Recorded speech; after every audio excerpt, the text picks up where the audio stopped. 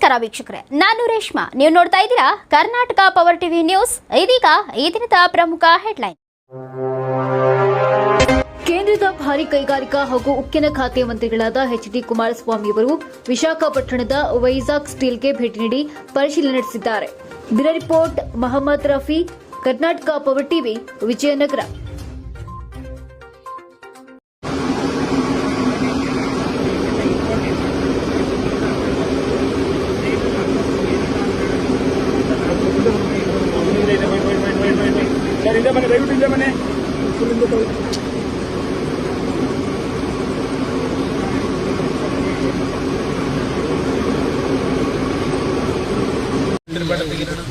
ತೊಂದರೆ ಆಗಿರ್ತಕ್ಕಂಥ ಅದರ ಜೊತೆಗೆ ಕಳಪೆ ಕಾಮಗಾರಿ ಇಲ್ಲಿ ಇಂಥ ಒಂದು ನಮ್ಮ ಪಶ್ಚಿಮ ಘಟ್ಟಗಳಲ್ಲಿ ಕೆಲಸ ನಿರ್ವಹಣೆ ಮಾಡಬೇಕಾದ್ರೆ ನಮ್ಮ ಇಂಜಿನಿಯರ್ಸ್ಗಳು ಸಹ ಸ್ವಲ್ಪ ಅವರ ಒಂದು ಪರಿಣಿತಿಯನ್ನು ಇಲ್ಲಿ ಉಪಯೋಗ ಮಾಡಬೇಕಾಗತ್ತೆ.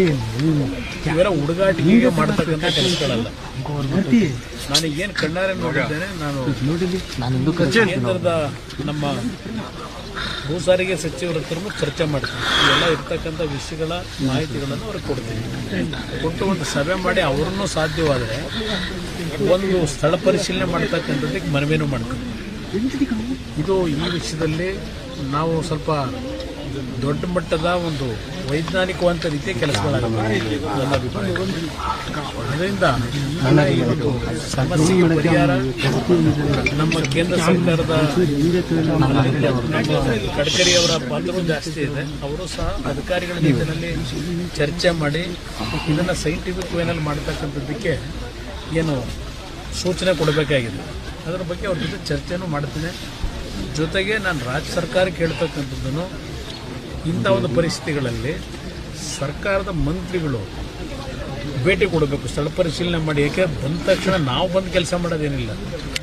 ನಾವು ಈ ಭಾಗದ ಜನರಲ್ಲಿ ಒಂದು ಯಾವುದೇ ಒಂದು ಸಮಸ್ಯೆಗಳಾದಾಗ ಅವರಿಗೆ ಮಾನಸಿಕವಾಗಿ ಸ್ಥೈರ್ಯ ತುಂಬತಕ್ಕಂಥದ್ದು ಸರ್ಕಾರಗಳ ಕರ್ತವ್ಯ. ಆ ಹಿನ್ನೆಲೆಯಲ್ಲಿ ನಾನು ನಿನ್ನೆಯಿಂದ ನಿನ್ನೆ ಉತ್ತರ ಕನ್ನಡ ಜಿಲ್ಲೆಯಲ್ಲಿ ಪ್ರವಾಸ ಮಾಡಿದ್ದೇನೆ. ಇವತ್ತು ಇಲ್ಲಿ ಬಂದಿದ್ದೇನೆ. ಕೊಡಗುಗೂ ಹೋಗಬೇಕಾಗಿತ್ತು ನಾನು. ಯಾಕೆಂದರೆ ಕೊಡಗಿನಲ್ಲಿ 2018ರಲ್ಲೂ ಸಹ ನನಗೆ ನೆನಪಿದೆ. ಕುಶಾಲನಗರದಲ್ಲಿ ಸಾಯಿ ಬಡಾವಣೆ ಅಂತ ಹೇಳಿ ಒಂದು ಬಡಾವಣೆ ಇದೆ. ಬಹುಶಃ ನೆನ್ನೆ ಯದುವೀರವರು ಭೇಟಿ ಕೊಟ್ಟಿದ್ದಾರೆ. ಅಲ್ಲಿ 2-3 ಅಡಿ ನೀರು ನಿಂತಿದೆ. ಆರೋಗ್ಯ ಜಲಾಶಯ ಇದ್ದಾಗಲೇ ಕುಶಾಲನಗರದ ಕೆಲವು ಲೋಯರ್ ಏರಿಯಾದಲ್ಲಿ ಮಳೆ ಬರ್ತಕ್ಕಂಥ ನೀರು ನಿಂತು ಮನೆಗಳಲ್ಲಿ ನೀರು. ಕಳೆದ ಬಾರಿ ನಾನು 2018ರಲ್ಲಿ ನನಗೆ ಈಗಲೂ ನೆನಪಿನಲ್ಲಿ ಇಟ್ಕೊಂಡಿದ್ದೇನೆ. ಆ ಏರಿಯಾದಲ್ಲಿ ಬೆಂಗಳೂರಿನ ಕಾರ್ಪೊರೇಷನ್ನ ಕೆಲಸ ಮಾಡ್ತಕ್ಕಂಥ ಸಿಬ್ಬಂದಿಗಳನ್ನು 3-4 ಸಾವಿರ ಜನ ಡೆಪ್ಯೂಟ್ ಮಾಡಿದ್ದೆ. ಡೆಪ್ಯೂಟ್ ಮಾಡಿ ಅವರಿಗೆ ಪ್ರತಿ ಕುಟುಂಬದಲ್ಲಿ ಮನೆಗಳಿಗೆ ನೀರು ನುಗ್ಗಿ ವಸ್ತುಗಳೇನು ಹಾನಿಯಾಗಿತ್ತು 50,000 ರೂಪಾಯಿಗಳನ್ನು ಸ್ಥಳದಲ್ಲೇ ಅವರಿಗೆ ಪರಿಹಾರ ಕೊಡ್ತಕ್ಕಂಥ ಕೆಲಸವನ್ನು ಮಾಡಿದ್ದಾಗ ಪಾಪ ನಮ್ಮ ಸಚಿವರು ಉತ್ತರ ಕನ್ನಡದಲ್ಲಿ ನೆನ್ನೆ ಒಂದು ಹೇಳಿಕೆ ಕೊಟ್ಟಿದ್ದಾರೆ. ಯಾರು ಅಲ್ಲಿ ವೈದ್ಯ 10 ಲಕ್ಷ ಕೊಟ್ಟಿದ್ದು ನಾವು ಎಲ್ಲೂ ಕೇಳೇ ಇಲ್ಲ, ನಾವು ಮನೆ ಕಟ್ಟು ಬಿದ್ದೋದಂಥವ್ರಿಗೆ ಅಂತ ಅಂದ್ಬಿಟ್ಟು ನೆನ್ನೆ ಒಂದು ಹೇಳಿಕೆ ಕೊಟ್ಟಿದ್ದಾರೆ. ಬಹುಶಃ ಅವ್ರಿಗೆ ಏನಾದರೂ ಸಮಯ ಸಿಕ್ಕಿದ್ರೆ ಕೊಡಗು ಹೋಗಿ ನನ್ನ ಕಾಲದಲ್ಲಿ ತೆಗೆದುಕೊಂಡು ನಿರ್ಧಾರ ಇದೆಯಲ್ಲ 1,000 ಮನೆಗಳನ್ನು 10 ಲಕ್ಷ ರೂಪಾಯಿ ವೆಚ್ಚದಲ್ಲಿ ಕಟ್ಟಿರ್ತಕ್ಕಂಥದ್ದು ಅಷ್ಟೇ ಅಲ್ಲ, 1 ಲಕ್ಷ ರೂಪಾಯಿಗಳನ್ನು ಪರಿಹಾರ ಕೊಟ್ಟಿದ್ದೇವೆ. ಅದಕ್ಕೆ ಅದರ ಜೊತೆಗೆ 50,000 ರೂಪಾಯಿ ಅವರಿಗೆ ಪದಾರ್ಥಗಳೇನು ವಸ್ತುಗಳು ನಾಶ ಆಗಿತ್ತು ಅದಕ್ಕೆ ಪರಿಹಾರ ಕೊಟ್ಟಿದ್ದೇವೆ. ಇವತ್ತು ನನ್ನ ಕಣ್ಣು ಮುಂದೆ ಇವತ್ತು ಅವ್ರ ಪಾಪ ಗೊತ್ತಿಲ್ಲದೆ ಹೋಗಿ ನೋಡ್ಕೊಂಬರಬೇಕು. ಸಾಧ್ಯವೇ ಇಲ್ಲ ಕೊಡಲಿಕ್ಕೆ. ಯಾರು ಕೊಟ್ಟಿದ್ದಾರೆ ಅಂತ ನೆನ್ನೆ ಹೇಳಿಕೆ ಕೊಟ್ಟಿದ್ದಾರೆ. ಸದ್ಯ ಇಲ್ಲಿ ನನಗೆ ಇವತ್ತು ಅಶೋಕ್ ಅವರು ನಮ್ಮ ಜೊತೆಲಿದ್ದಾರೆ. ಇಬ್ಬರು ಒಟ್ಟಿಗೆ ಬಂದಿದ್ದಾರೆ. ಸದ್ಯ ಇಲ್ಲಿ ನಮ್ಮ ಜಿಲ್ಲಾಡಳಿತ ನಮಗೆ ಸ್ವಲ್ಪ ಎಲ್ಲ ಸೂಕ್ಷ್ಮವಾಗಿ ನೋಡಲಿಕ್ಕೆ ಸ್ವಲ್ಪ ಸಹಕಾರ ಕೊಟ್ಟಿದ್ದಾರೆ. ನಿನ್ನೆ ನೀವೆಲ್ಲ ಪಾಪ ಮಾಧ್ಯಮದ ಸ್ನೇಹಿತರು ಒಂದು 3-4 ಕಿಲೋಮೀಟರ್ ಹಿಂದೆ ತಡೆಗೋಡೆ ಇಟ್ಟು ಕುಮಾರಸ್ವಾಮಿ ಬಂದಿದ್ದನ್ನ ಯಾವುದು ಚಿತ್ರೀಕರಣನೇ ಆಗಬಾರದು ಅಂತ ಹೇಳಿ ಡೈರೆಕ್ಷನ್ ಕೊಟ್ಟು ನೆನ್ನೆ ಒಂದು ಅಲ್ಲರೂ ಡ್ರಾಮಾ ನಡೀತು. ನಾನು ಯಾರನ್ನೂ ಟೀಕೆ ಮಾಡೋಕ್ಕೆ ಹೋಗಲಿಲ್ಲ. ಅದ್ರ ಒಂದು ಸರ್ಕಾರ ಕೇಳೋದು, ಇವತ್ತು ಕೇಂದ್ರ ಸರ್ಕಾರ ರಾಜ್ಯ ಸರ್ಕಾರಗಳು ಒಂದು ಪರಸ್ಪರ ವಿಶ್ವಾಸದಲ್ಲಿ ಕೆಲಸ ಮಾಡಬೇಕು. ಈ ರೀತಿ ಮಾಡೋದ್ರಿಂದ ಪಾಪ ಹೇಳಿದ್ದಾರೆ ನಮ್ಮ ಮಂತ್ರಿಗಳು, ನಮ್ಮ ಯಾರು ರಾಜಣ್ಣ ಅವ್ರ ಬಿಡಿ ಅವ್ರದಿರಲಿ ಅದೇನು ತಲೆ ಕೆಡಿಸ್ಕೊಳ್ಳಲ್ಲ. ನಮ್ಮ ಉಪಮುಖ್ಯಮಂತ್ರಿಗಳು ತರಬೇಕಾಗಿತ್ತು ಅಂದವರು ಬಹುಶಃ ಅವರು ಮಿಲಿಟರಿ ಯಾಕೆ ತರಲಿಕ್ಕೆ ಹೇಳಿದ್ದಾರೆ ಅಂದ್ರೆ ಈ ರಾಜ್ಯದಲ್ಲಿ ದರೋಡೆ ನಡೀತಾ ಇದೆಯಲ್ಲ, ಟೆರರಿಸ್ಟ್ ಆಕ್ಟಿವಿಟಿಗಿಂತ ದರೋಡೆ ಚೆನ್ನಾಗಿ ನಡೀತಾ ಇದೆ. ಆ ದರೋಡೆ ಮಿಲಿಟರಿಯನ್ನು ಕರ್ಕೊಂಬರಕ್ಕೆ ಹೇಳಿದ್ರೇನೋ ಗೊತ್ತಿಲ್ಲ ನನಗೆ. ಡಿಪ್ರೆಷನ್ ಅಲ್ಲಿ ಮಾತಾಡ್ತಾರೆ ಕುಮಾರಸ್ವಾಮಿ ಅವರು. ನಾನು ಆ ಥರ ನೋಡೋದಲ್ಲ. ಇಲ್ಲಿ ನಿನ್ನೆ ದಿನ ಮಿಲಿಟರಿ ತಗೊಂಡ್ಬರ್ಬೇಕು ಅಂತ ಹೇಳಿದ್ರಲ್ಲ, ಅದಕ್ಕೆ ಹೇಳ್ತಾರೆ ಪಾಪ ಮಿಲಿಟರಿನ ತರಬೇಕು ಅಂತ ಯಾಕೆ ಹೇಳಿದ್ರು ಅನ್ನೋದು ನನಗಿನ್ನೂ ಯೋಚನೆ ಮಾಡ್ತಾ ಇದ್ದೀನಿ. ರಾಜ್ಯದಲ್ಲಿ ನಡೀತಾ ಇದೆಯಲ್ಲ ಅದೆಲ್ಲ ಆಮೇಲೆ ಲಾಸ್ಟಲ್ಲೇ ಮಾತಾಡೋಣ. ಅದರಿಂದ ಇಲ್ಲಿ ಇವತ್ತು ಸರ್ಕಾರದ NDRF ಯಾರಿಂದ ಬರ್ತಾರೆ? NDRFನವ್ರು ಇಂಥ ಸಂದರ್ಭದಲ್ಲಿ ಬಂದು ಕೆಲಸ ಮಾಡೋದು ಯಾವ ಅಧೀನದಲ್ಲಿದೆ ಇದು NDRF? ಇಷ್ಟು ಅರ್ಥ ಮಾಡ್ಕೊಳ್ಳೋದೇ ಇದ್ರೆ ಕರ್ನಾಟಕ ನಾನು ಬರೋದನ್ನೇ ಸಹಿಸಲ್ಲ ಅಂದರೆ ಮತ್ತು ನನ್ನಿಂದೇನು ನಿರೀಕ್ಷೆ ಮಾಡ್ತಾರೆ?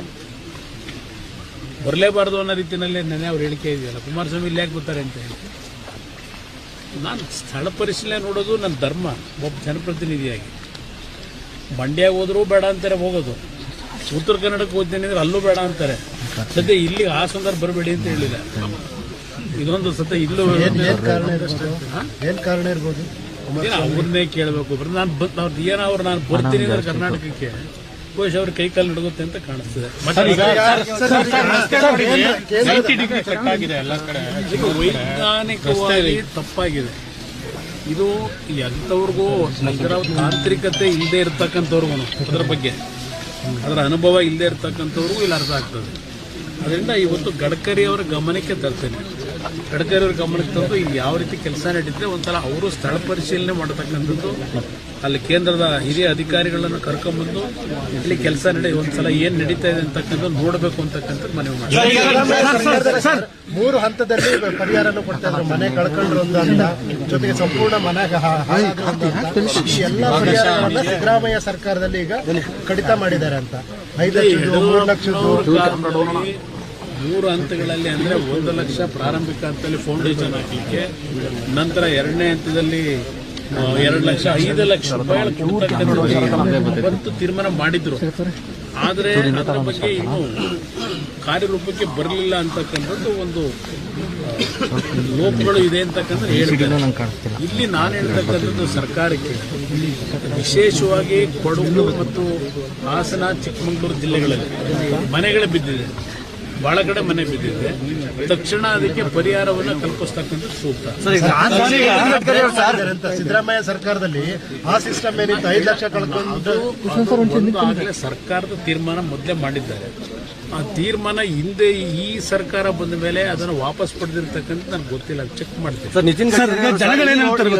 ಟನಲ್ ಮಾಡಲಿಕ್ಕೆ ಒಂದು ಪ್ರಸ್ತಾಪ ಮಾಡಿದ್ರು, ನೀವು ಅದ್ರ ವಿಚಾರವಾಗಿ ಮಾತಾಡ್ತೀರಾ? ಸಹ ನಾನು ಅವರು ಕ್ಯಾಬಿನೆಟ್ಗೆ ಹೋಗೋದಕ್ಕಿಂತ ಮುಂಚೆ ಕ್ಯಾಬಿನೆಟ್ ಮೀಟಿಂಗ್ ಏನಿತ್ತು ಶುಕ್ರವಾರ, ಗುರುವಾರ ಬೆಳಿಗ್ಗೆ ನಾನು ಅವರು ಸುದೀರ್ಘವಾಗಿ ಮಾತನಾಡಿದ್ದೇನೆ. ಸರ್, ಇದು ಟನಲ್ ರೋಡ್ ವಿಷಯದಲ್ಲಿ ಅವರು ನನ್ನ ಜೊತೆ ಸುದೀರ್ಘವಾಗಿ ಮಾತನಾಡೋದು. ಇಲ್ಲಿ ಅರಣ್ಯ ಇಲಾಖೆಯ ಸಮಸ್ಯೆ ಏನಿದೆ, ಪರ್ಮಿಷನ್ ಕೊಡದೇ ಇರತಕ್ಕಂಥ ಅನುಮತಿಗೆ ಸಮಸ್ಯೆಗಳನ್ನು ಹೇಳ್ತಾ ಇದ್ದಾರೆ. ಇಲ್ಲಿ ಒಂದು ಟನಲ್ ರೋಡನ್ನು ನಾವು ಮಾಡೋದ್ರಿಂದ ಇವತ್ತು ಈ ಒಂದು ಪ್ರಕೃತಿಯ ಮೇಲೆ ಆಗ್ತಕ್ಕಂಥ ಅನಾಹುತವನ್ನು ತಪ್ಪಿಸಬಹುದು. ಮತ್ತು ಮಂಗಳೂರಿನ ಪೋರ್ಟ್ ಏನಿದೆ, ಇವತ್ತು ದೊಡ್ಡ ಮಟ್ಟದಲ್ಲಿ ವಾಣಿಜ್ಯ ಚಟುವಟಿಕೆಗಳು ಆರ್ಥಿಕವಾಗಿ ಕರ್ನಾಟಕದಲ್ಲಿ ಬೆಳೆಯಲಿಕ್ಕೆ ಅವಕಾಶಗಳಿದೆ. ಎಲ್ಲ ನಾವು ತಮಿಳುನಾಡು ಮೇಲೆ ಡಿಪೆಂಡ್ ಆಗಿದೆ. ಅಲ್ಲಿ ಪೋರ್ಟ್ಗೆ ಹೋಗಬೇಕು ಸರಕುಗಳೆಲ್ಲ. ಇಲ್ಲಿ ಇದು ಮಾಡೋದ್ರಿಂದ, ನಮ್ಮ ಟನಲ್ ರೋಡ್ ಮಾಡೋದ್ರಿಂದ ಮುಂದೆ ಕರ್ನಾಟಕಕ್ಕೆ ತುಂಬ ಒಳ್ಳೆಯ ಒಂದು ವಾಣಿಜ್ಯ ಚಟುವಟಿಕೆಗಳಿಗೆ ಅನುಕೂಲ ಆಗುತ್ತೆ ಅಂತ ಸುದೀರ್ಘವಾಗಿ ಮಾತನಾಡಿದ್ದಾರೆ. ಅದ್ರ ಬಗ್ಗೆ ನೋಡೋಣ ಮುಂದಿನ ದಿನಗಳಲ್ಲಿ. ಈ ಒಂದು ಟನಲ್ ರೋಡ್ ಮಾಡತಕ್ಕಂಥ ಬಹಳ ವರ್ಷಗಳಿಂದ ಚರ್ಚೆ ಅಂತಲೇ ಇದೆ. ಅದನ್ನು ಕಾರ್ಯರೂಪಕ್ಕೆ ತರಲಿಕ್ಕೆ ಪ್ರಯತ್ನ ಪಡ್ತಾರೆ. ಅಧಿಕಾರಿಗಳು ಈ ಪ್ರಕರಣ, ಈ ವಿಚಾರವನ್ನ ಅಷ್ಟು ಗಂಭೀರವಾಗಿ ಪರಿಗಣಿಸ್ತಾರೆ. ಜೊತೆಗೆ ಇದಕ್ಕೂ ನಮಗೆ ಸಂಬಂಧವೇ ಇಲ್ಲ ಅನ್ನೋ ರೀತಿಯ ವರ್ತನೆ ತೋರಿಸ್ತಾರಲ್ಲ. ಅದಕ್ಕೋಸ್ಕರಲೇ ಇವತ್ತು ಬಂದಿದ್ದೇನೆ. ಇಲ್ಲಿರ್ತಕ್ಕಂಥ ಪರಿಸ್ಥಿತಿಗಳನ್ನು ನಾನು, ಅಶೋಕ್ ಅವರು ಇಬ್ಬರು ಬಂದು ಏನು ಪರಿಶೀಲನೆ ಮಾಡಿದ್ದೇವೆ. ನಾನು ದೆಹಲಿಗೆ ಮತ್ತೆ ನಾಳೆ ಏನು ಹೋಗ್ತಾ ಇದ್ದೇನೆ. ಹೋದ ತಕ್ಷಣವೇ ಗಡ್ಕರಿ ಅವರಿಗೆ ಒಂದು ಎಲ್ಲರ ಹಿರಿಯ ಅಧಿಕಾರಿಗಳ ಸಭೆ ಕರೀಲಿಕ್ಕೆ NHAI ಅವ್ರನ್ನ ಚರ್ಚೆ ಮಾಡಿ ಇದು ಸ್ಥಳ ಪರಿಶೀಲನೆ ಮಾಡ್ತಕ್ಕಂಥ ಒಂದು ಸಮಯ ನಿಗದಿ ಮಾಡಿ ಅವರು ಎಲ್ಲರ ಜೊತೆನೂ ಇನ್ನೊಂದು ಸಾರಿ ಅವ್ರನ್ನೇ ನಮ್ಮ ಮಂತ್ರಿಗಳನ್ನೇ ಕರ್ಕೊಂಡ್ಬರ್ಲಿಕ್ಕೆ ಪ್ರಯತ್ನ. ಸರ್, 7 ವರ್ಷ ಆಯ್ತು ಸರ್ ಈ ಕಾಮಗಾರಿ ಶುರುವಾಗಿ, ಇನ್ನೂ ಕೂಡ ಮುಗಿತಾ ಇಲ್ಲ. ಇನ್ನು ಸದ್ಯಕ್ಕೆ ನೋಡಿದ್ರೆ ನಿಮಗೆ ಗೊತ್ತಾಗ್ತದೆ ಸರ್ ಸಿಚುವೇಶನ್ ಏನಿದೆ ಅಂತ. ಇಷ್ಟು ಓದಿ ವರ್ಷ ಬೇಕಾ? ಮಾಹಿತಿಗೆ ಒಬ್ಬ ಎಕ್ಸಿಕ್ಯೂಟಿವ್ ಇಂಜಿನಿಯರ್ ಪೀಡಿ ಬಿಟ್ರೆ ಯಾರು ಇಲ್ಲ ಆಮೇಲೆ ಸರ್ ಇದು ಪ್ರಕೃತಿ ವಿಕೋಪಕ್ಕಿಂತ ಗುತ್ತಿಗೆಗಾರನ ಲೋಪನೆ ಜಾಸ್ತಿ. ನಾನು ಮೊದಲೇ ಹೇಳಿದ್ದು ಇಲ್ಲಿ ಕೆಲಸದಲ್ಲೂ ಕಳಪೆ ಕಾಮಗಾರಿ ಅಂತಂದ್ರೆ ಮೊದಲೇ ಹೇಳಿದೆ. ಅದಕ್ಕೆ ಇದೆಲ್ಲವನ್ನು ಸರಿಪಡಿಸಲಿಕ್ಕೆ ಕೇಂದ್ರ ಸರ್ಕಾರದ ಜೊತೆ ಚರ್ಚೆ ಮಾಡಬೇಕು. ಸಂಬಂಧಪಟ್ಟಂತ ಇಲಾಖೆ ಮಂತ್ರಿ ಗಡ್ಕರಿ ಅವರ ಜೊತೆ ಚರ್ಚೆ ಮಾಡಬೇಕು.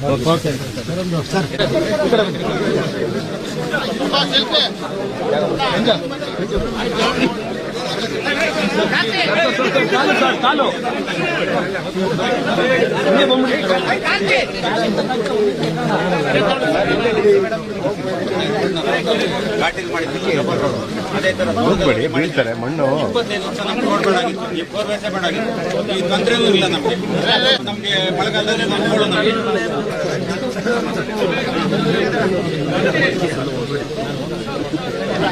ಸೇರಿಸಿಕೊಳ್ಳಿ ಅಂತ ಆಯ್ತಾ.